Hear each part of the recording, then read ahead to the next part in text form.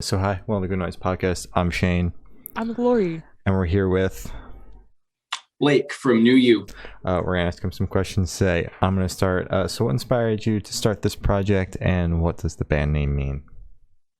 So this project started actually not that long ago. I had just finished kind of promoting my last Morning Collective release that I did, and I had actually started to write more of that material. I wanted to go kind of right into doing an LP for that project, but I found myself really needing kind of a change. It wasn't so much like a writer's block thing as it was more just I needed a change in attitude and a change in mood, and writing more like, I don't know, super depressing shoegaze just wasn't really where my head was at the moment. Yeah. So I was like, you know what?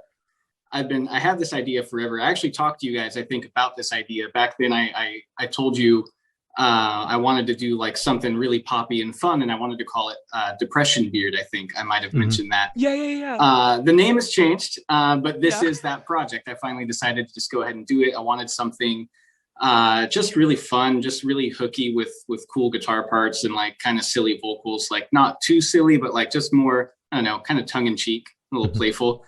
For my own mental state, I think it was a good idea, honestly, just to do something a little more fun. The name itself, it took me a while to settle on it. I wanted something that was a really quick and snappy name. I liked the thought of a rhyming name, and I felt like it was hard to kind of pull that off without being too corny, but then I just kind of landed on New You. And just with where I am as a person right now, and with the project being like a shift in what I want to do as an artist for a little while, it kind of felt like just a natural fit. So. Okay. Solid. I mean, you've mentioned that this is like a shift from what you were doing, and I personally dug this project a lot. Like, I liked what you were doing with Morning Collective, and especially like the 4 different seasons. But That was cool. I really like this. Oh, thank you. I appreciate that. Yeah, of course. Yeah, I agree. Quite Came hits at when it I before take you it. joined. Yeah. Exactly. Yeah, we were talking about it before you joined the call, and we were just like, this was really good. So Thank you. good job. Thanks. I feel like I benefited from, I don't know if I mentioned, Morning Collective was like my first time doing any kind of solo project. And that was me like learning how to even just record music at home for the first time. So I think New You has really benefited from the experience I gained doing that for the last year, and just kind of pouring all the lessons learned into this project. Yeah, I think it was, honestly, it was a lot easier to make something that I was happy with this time around. Definitely. Yeah. Okay, that's awesome. So congratulations on your upcoming self-titled release. How do you feel the response to the announcement so far? Pretty good, honestly. It's definitely off to a more, I don't want to say there's any like hype behind it or anything like that, but there's just more attention on it than when I did Morning Collective for the first time. Morning Collective took all the way up until winter, essentially, before anyone paid any attention to it. This right out the gate, people are responding to my emails. I have some press that's going to be coming out. Some publications were actually interested in writing about it, so that's super exciting because that's never really happened for me before. So far, it's still early. I just put out the one single. I didn't really promote it that heavily. I just, like a couple tweets about it just to kind of get a little bit of the word out. But for the actual EP launch date, when it comes out, I do feel like there's a pretty decent wave of attention that's going to be on it that, hopefully will be really cool. I hope people like it. Yeah, it's exciting. So can you tell me a little bit about your writing process for this EP? Yeah, so for this one, I was really just thinking just big, catchy guitars. I'm not much of a lead guitarist. I never really have been. But for this project, I specifically wanted to challenge myself into writing some really memorable hooks based on the guitar leads and like harmonizing the guitar lead parts, which was super fun. So I really just came up with very, very basic, all the rhythm guitars are strictly like power chords and slash chords, like nothing else. That's all it is. So I felt like keeping the rhythm guitars really simple let me have a lot more fun than normal with the lead guitar parts. And yeah, just kind of that was really my main focus music wise. And then vocal wise, like I said earlier, I wanted something kind of not too corny, like not like, do you guys listen to Roswell Kid?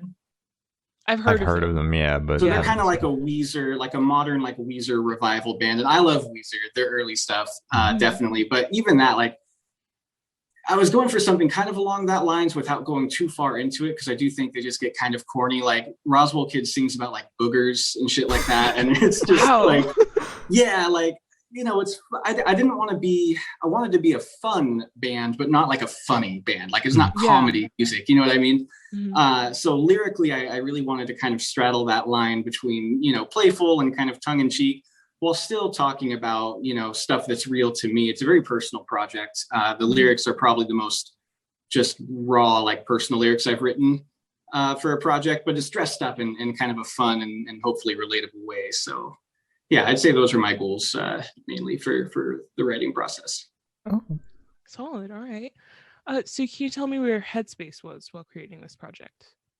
Yeah, you know, like I was saying, I wanted to shift to more fun. I don't know if it was, you know, this was my first New England winter, and it's really cold, and there's a ton of snow, and just everything's dark, and you know, the last year has been so miserable for everybody, and I think I'm just getting to the end of it where I'm just like, I was like at the end of my rope, man. Like I was just done. I had a terrible mental health, and I was like, I got to pull myself out somehow. So going into the project, my goal was to really kind of, you know, recapture what I love about making music, and just, you know, find the fun in it and just have a really good time with it. And hopefully it would boost my own spirit.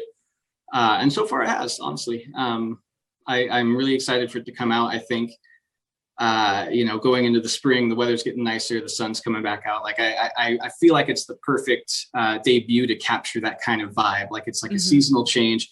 You know me, I'm always going into the seasonal stuff, but this is a little less intentional. It's not about that, but I do think it captures that essence of like, you're turning the page. Things are going to be brighter from here, hopefully, and you know, we can have fun again. Since you did a whole project based around the seasons, and even this one you brought up seasons, is that always like in the back of your head, like which season you kind of want whatever you're writing to fit?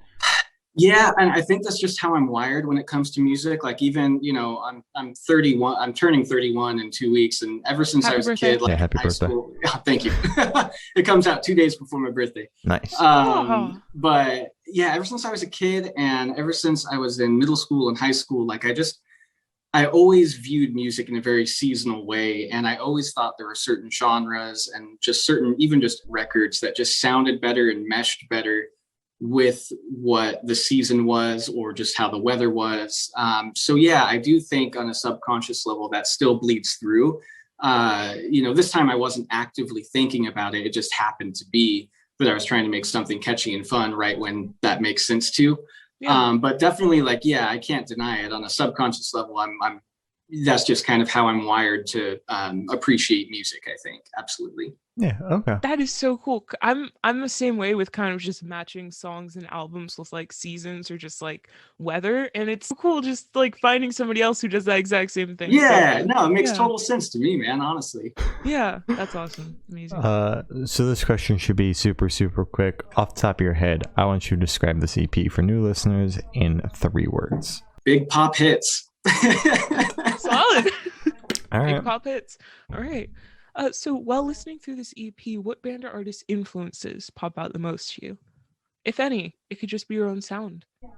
Yeah, when I first decided to do the project, I definitely wanted. It almost started like, all right, let me do like a Blue Album Weezer thing. Like, was kind of the origin of it. And you can hear that in the first song, in Sunny Day. I feel like, especially the opening to that song, it's very, you know, just with the downstrumming guitars. It's got kind of like the 6/8 time pattern, where it's like that kind of doo-wop time pattern. Like, that's such a Weezer thing to do. Yeah. And that was deliberate. Like, I was definitely trying to channel that era of like garage rock and like power pop.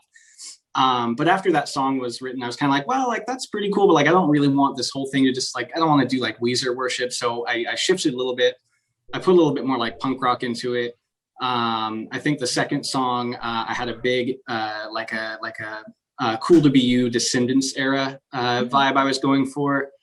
I really liked the idea of doing an anti-love song. I thought that'd be super fun, and Descendants are pretty good at doing those kind of songs.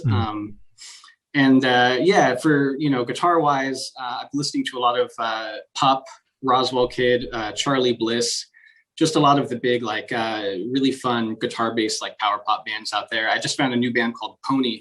I guess they're not a new band, but they're putting out a new record, and that I started hearing that like right at the end of my writing process, and I'm like, oh man, like I want to kind of channel some of that too. Like it's just super fun music, and they're so good at it, and I've never written music like this before. So yeah, I pretty much just try to dive into any like punk rock, power pop. I'm never going to call it pop punk. It's not a pop punk project. Wait until someone throws that label on it.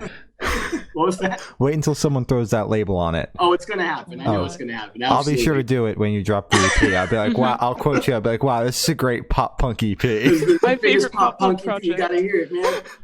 No, that's fine.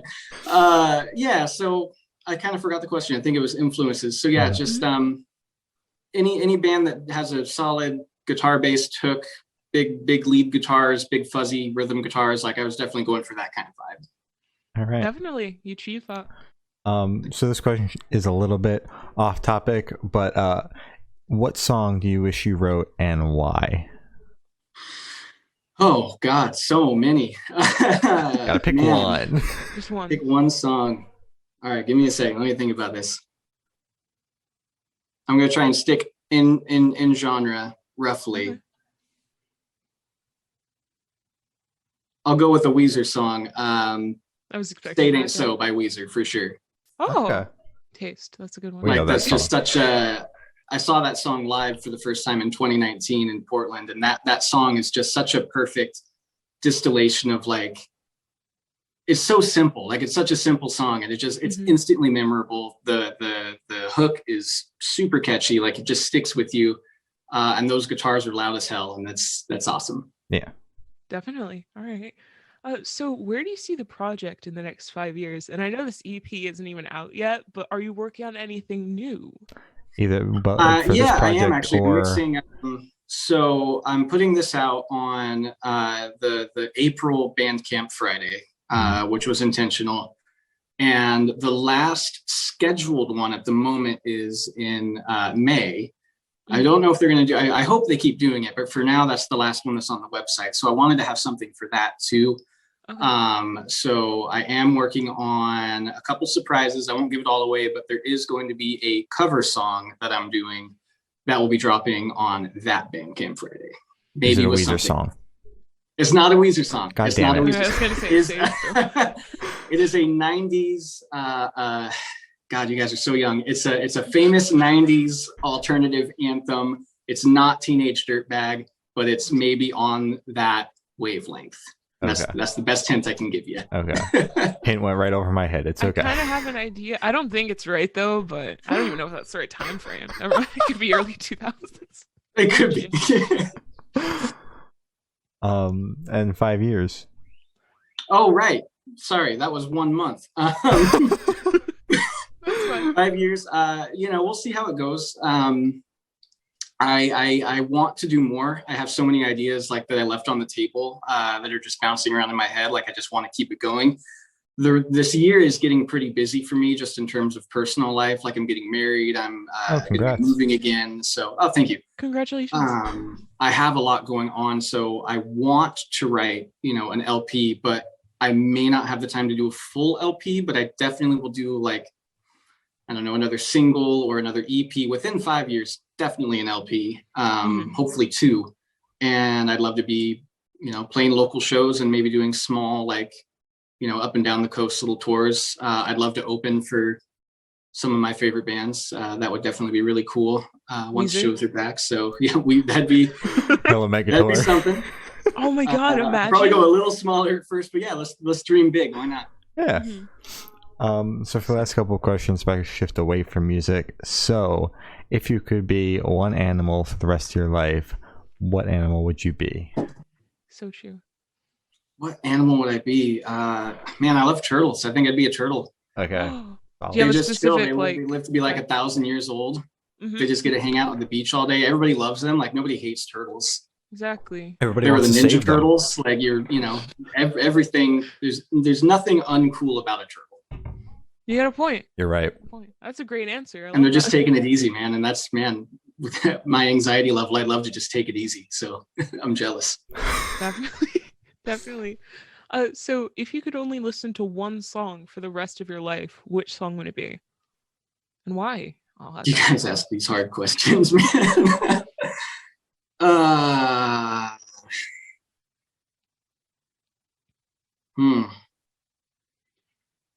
One song for the rest of your life. I would say probably something by the Pixies. Okay. Let's say "Hey" by the Pixies. All right. And that song is just it just grooves, man. That's just a groovy song. It's so fun. It's just cool. That's an all-timer. So I could probably listen to that forever. All right. Good choice. So for this last question, I need you to walk with me, okay? So you're on a desert island. You can bring one book, one movie, and one person. Who and what would you bring? One book, one movie, one person. Yes. Mm-hmm. Person, I'd bring my fiance. That's an easy one. Mm-hmm. Book, probably something big, maybe like Dune. Although I don't know, maybe the sand on the island would bum me out. But I guess I've already chosen. It's too late. Mm-hmm. Movie, I don't know how I'd watch it, but I guess I would bring probably Star Wars: A New Hope. Okay. You can't watch it. You can just look at the box. I can look. It's got nice artwork. Yeah, like maybe the VHS. Like that'd be nice to look at. A little booklet inside. Yeah, exactly. So as I said, that's all the questions we have today. Is there anything that you would like to plug?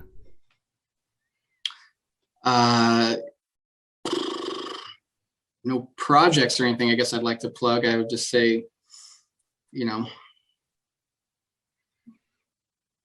social media. You guys always pick me up good. Yeah, social media. Oh, okay, that kind of plug. Yeah, you can follow me on Twitter at New You the Band. The EP, self-titled EP, New You, comes out on April 2nd. It'll be streaming everywhere. And protect trans lives, Black Lives Matter, and abolish the Second Amendment. Oh yeah. All right. Well, thank you for now. This has been New You, and we're the Good Noise Podcast.